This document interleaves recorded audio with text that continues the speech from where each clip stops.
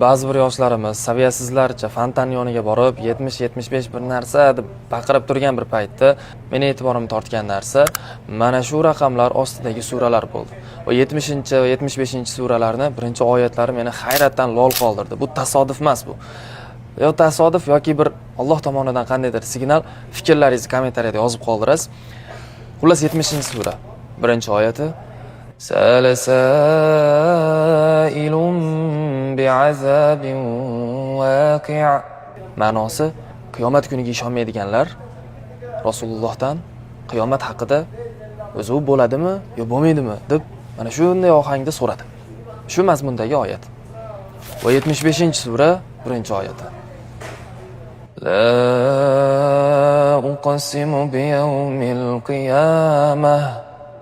Qiyomat kuni bilan qasam ichaman. Mana bu ikkala raqam ostidagi oyatlar qiyomat oyatlari. Va buning ma'nosi jamiyatda bunday saviyasiz insonlarni, saviyasiz kontentlarni ko'payishligi Allohu alam qiyomat yaqinligidan dalolat bo'lsa kerak. Bu videoni yaqinlaringizga yuborib, fikrlaringizni kommentariyada yozib qoldirasiz. Assalomu alaykum.